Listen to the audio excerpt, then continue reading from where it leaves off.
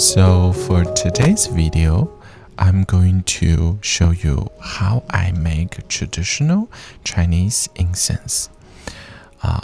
In China, we call this 炼蜜合香, which means use heated honey as a glue and preservative to combine all the ingredients of the incense together and make it more, unified, harmonious smell from all different type of incense ingredients.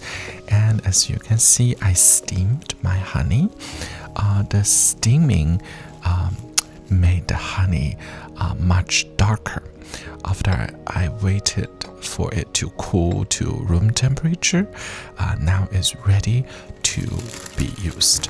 And before I combine the honey with the incense, I first need to make some incense powder.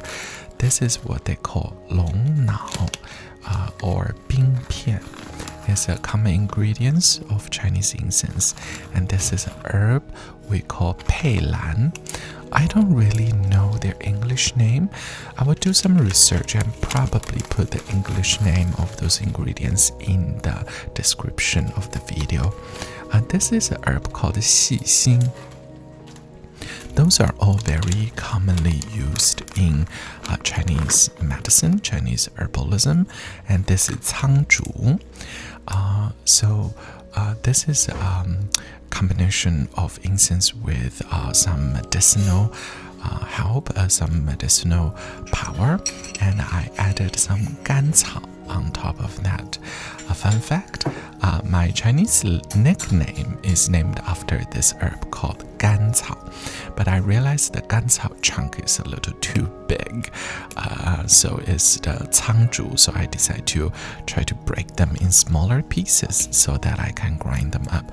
I just use a common coffee grinder for grind incense powder because I'm only making it for myself, so regular common coffee grinder is powerful enough and is so convenient to use.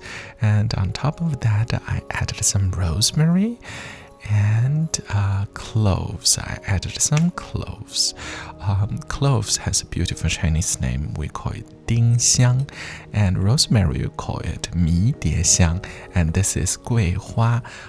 I found out some people use an English word call it devilwood flower, but I don't know why it has such a intense name in English, devilwood, right? This is how it looks like after I combine them together, and I used Palo Santo powder as the base of the woody incense smell to combine all those ingredients with the cooled down heated honey, which is 炼蜜. And this process of binding them together, in Chinese we call it 合香.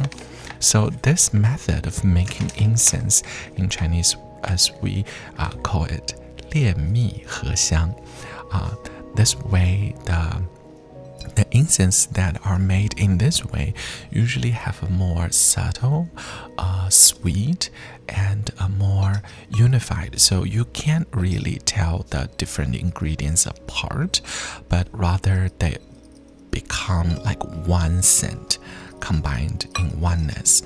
And this process of 合香 really require you to, get into it, bind it, work on it, press all the powder out of air from the powder out of it. And I added some mugwort oil, infused oil that I made earlier this year. And you can add essential oil as well, but for this recipe, I didn't add essential oil. And here is the magical process, one of the most magical process, which is I take a bay leaf and I draw my sigils, or you can write your wishes that you hope this incense can bring to you. So this is a sigil that I created especially for this incense. And you can guess what this sigil means and what is working for. And on the back, I added a different, more personal sigil. So you can be very creative on this process. Sometimes I don't use a bay leaf, I use the dried up rose or peony petal. And basically what you need to do is you put your intention in the sigil and you write it in the leaf or petal, and then you burn it into ashes and use that ash add that ash into your powder, into your incense powder. So the magic, the intention, the energy is bind into the incense. And I forgot to film the part that I burned it and added into the incense powder. So now is the final step of 合香, of combine all the ingredients. By this point, it already smells really, really good. But the magical part of this way of making incense is it takes a long time for this 炼蜜合香 to be seasoned. So in order to create that final result of this deep, fragrant, and long-lasting, but it's also very subtle, right? It's like the kind of incense smell that goes right into your subconsciousness, right into your, the backstage of your mind. So in order to make that the final result as how we want it to be, what I need to do is really work on binding all the ingredients together and to put it in the altar. So I wrapped it up in plastic wrap and put it on my Greek pantheon, Lord Apollo, Lady Athena's altar. So this is how you use this kind of incense. So for the incense I made today, it takes months for it to be seasoned. So I probably will use it sometime after the Lunar New Year.